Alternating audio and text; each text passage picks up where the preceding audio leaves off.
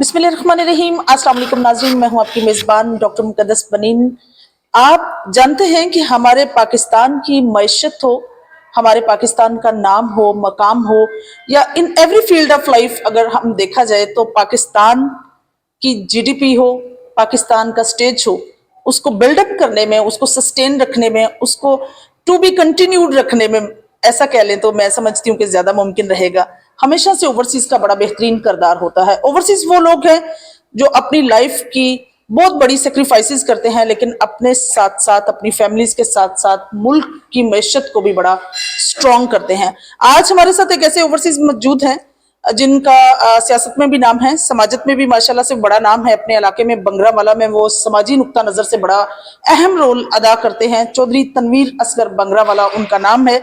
American citizen है। आइए उनसे राय लेते हैं कि किस तरह से वो पाकिस्तान को देखते हैं। जब जब पाकिस्तान आते हैं कैसा लगता है, फैमिलीज के साथ जब मिलते हैं कैसा गेट टूगेदर रहता है, और स्पेशली ओवरसीज की लाइफ के पीछे एक हिस्ट्री होती है, एक स्टोरी होती है।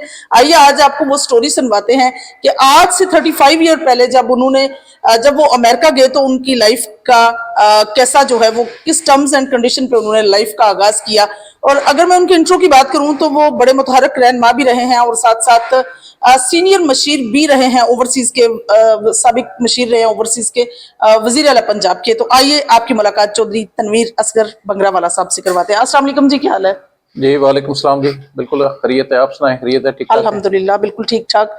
जो सब आज कुछ निजी लाइफ के हवाले से आपसे बात करने का इरादा बनता है हमारा कि बचपन से जवानी और जवानी के बाद बीइंग ओवरसीज आपका सफर कैसा गुजरा? बिस्मिल्लाहिर्रहमानिर्रहीम।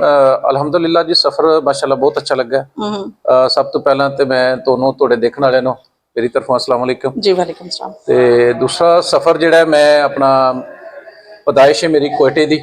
आर्मी दे विच मेरे वालिद साहब रिटायर्ड मेजर ने माशाल्लाह। ते कोयटे विच छावनी कोयटा छावनी जिहड़ी उत्थे मेरी पैदाइश हुई। उस बाद फिर स्टडी जारी रही ते गुजरात दे विच मैं मतलब FA कीता। उस बाद 1990 तो बाद मैं अमेरिका चला गया। अमेरिका तकरीबन हुण ऑलमोस्ट मनो मोर दैन 35 ईयर हो गए थे। जबरदस्त। ते अल्हम्दुलिल्लाह अल्लाह दा शुक्र है, सैटिस्फाई हाँ पाकिस्तान नाल भी, ओवरसीज के हवाले नाल भी, क्योंकि मेरा जड़ा तलक है उदों पासी बराबर ही है।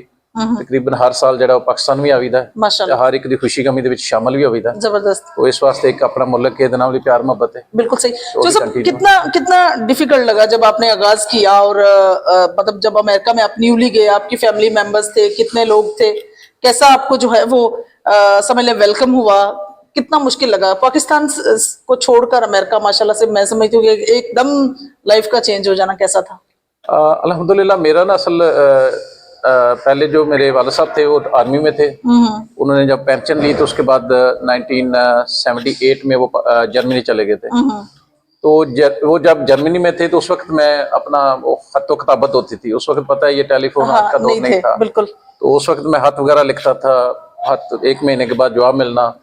तो एक हसरत थी कि बाहर रहते हैं, किस तरह रहते हैं, किस तरह की लाइफ है लोगों की। जी जी।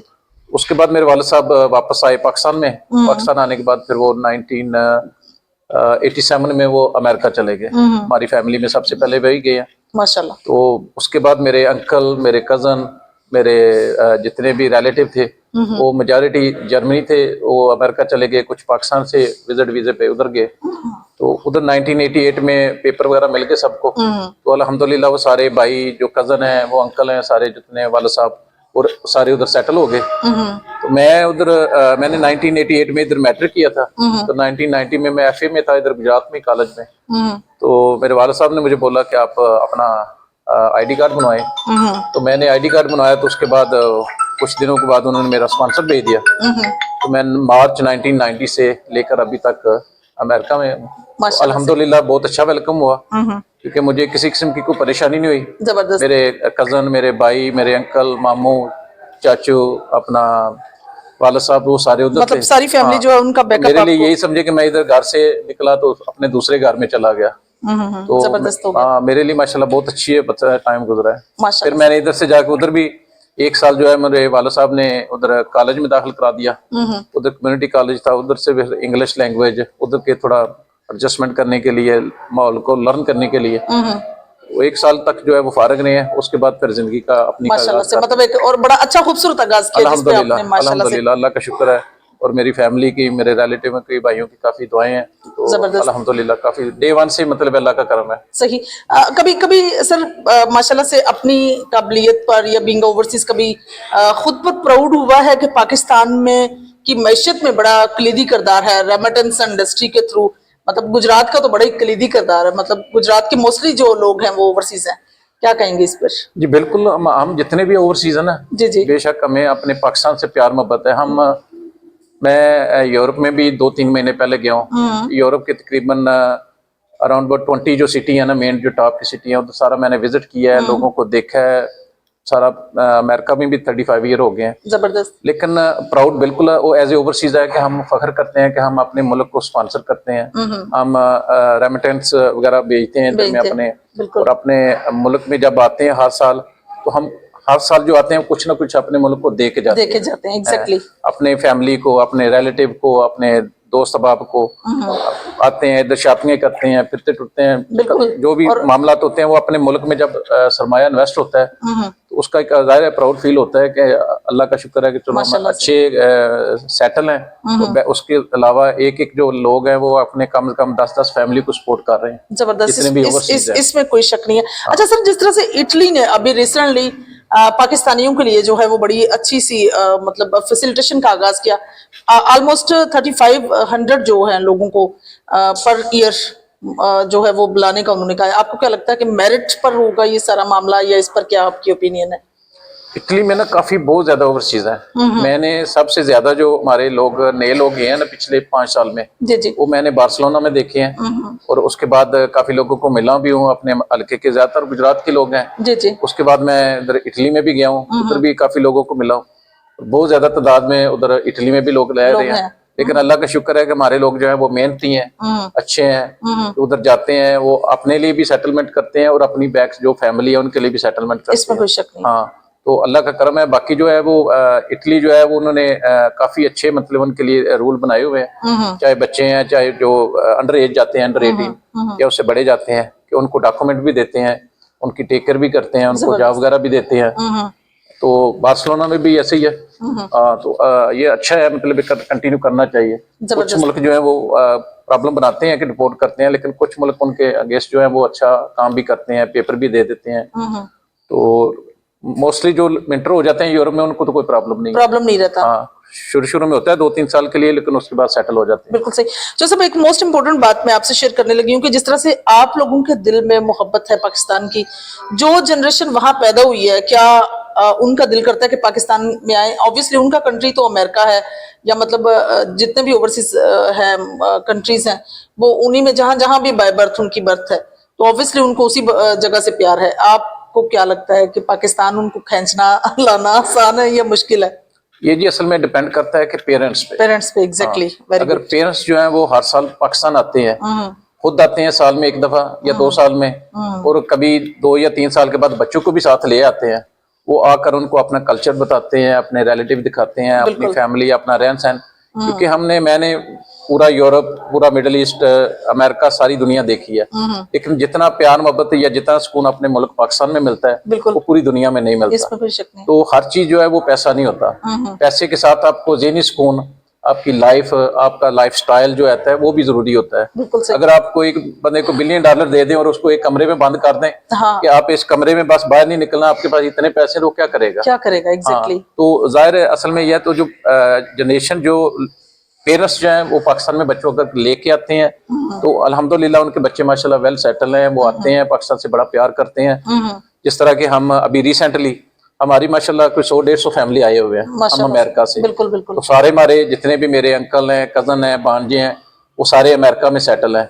हमारी काफी अच्छे फैमिली खानदान है, जैसे हाजी वाला खानदान है, सरियाली में खानदान है, माजरा में है, गराल फैमिली है, बारू में है, और भी हमारे जीजो कारब जितने भी हैं। बिल्कुल। तो हम जितने भी उधर आते हैं, हम एक प्लान बनाते हैं, बच्चों की शादियों के डेट फिक्स करते हैं, और एक दूसरे से एडजस्टमेंट करके के टाइम पे, मतलब एक वीक एक की शादियां हो रही हैं, दूसरे वीक दूसरे की हो रही हैं, और सारी फैमिली गैदरिंग होती है। तो अल्हम्दुलिल्लाह हमारे बच्चे भी आए हुए हैं इधर, बच्चे भी आकर एंजॉय करते हैं, और बड़ा वो मतलब फख्र प्राउड फील करते हैं। बेशक उधर के बाहर ना है, लेकिन उसमें मेन जो किरदार है वो पेरेंट्स का होता है। हाँ, पेरेंट्स वो उनको लाते रहते हैं बचपन में, तो उनको फिर बड़े होके ये है कि वो एहसास होता है कि ये भी हमारा सेकंड कंट्री है, सेकंड होम है। बिल्कुल जी हाँ। बिल्कुल सही। अच्छा सर, जिस तरह से माशाल्लाह से आप ओवरसीज हैं, अगेन मैं बात करूंगी कि ओवरसीज सतह पर रहते हुए अपने मुल्क की नुमाइंदगी करना, जी मैं समझती हूँ कि सबसे प्रायोरिटी वाला काम है। तो हाउ टू मैनेज इट, आप कैसे नुमाइंदगी करते हैं तमाम ओवरसीज? जब भी आप अम्बेसीज में जाते हैं तो कैसा लगता है? पाकिस्तान की अगर देखें तो ग्राफ कैसा नजर आता है वहाँ अम्बेसीज में, स्पेशली जब आप इंटरनेशनल स्टैंडर्ड पर होते हैं और अपने मुल्क को रिप्रेजेंट करना हो? पहले शुरू में काफी मसाइल थे, लेकिन डे बाय डे जो है ना अल्हम्दुलिल्लाह काफी मसाइल हल हो चुके हैं। जबरदस्त। पहले एम्बेसी में हम जाते थे, काफी रश होता था, लाइन वगैरह। अभी रिसेंटली एक दो काम थे, जब जरूरत होती है तो बहुत अच्छा इंतजाम हो चुका है हमारे ओवरसीज के लिए। जो एम्बेसी वाले हैं बाहर के, वो भी तावन करते हैं, जबरदस्त। और लोगों का काफी जो मसाइल हैं वो ई लाइन पे हो चुके हैं माशाल्लाह से। हाँ। तो सारे लोग ज्यादातर ऑनलाइन पे, जैसे आपने कार्ड करना है या कोई जमीन के बारे में करना है या जो भी टेस्टेड करना है, तो काफी सारी सहूलतें हो चुकी हैं एम्बेसी वाले, और एम्बेसी वाले भी काफी तावन कर रहे हैं माशाल्लाह से। और मोस्टली फैमिली जो है बाहर जो अभी चले गए हैं वो काफी लोग सेटल भी हो चुके हैं। जबरदस्त। तो काफी चीजें बेहतर हो चुकी हैं और दिन ब दिन हो रही हैं इंशाल्लाह। माशाल्लाह से।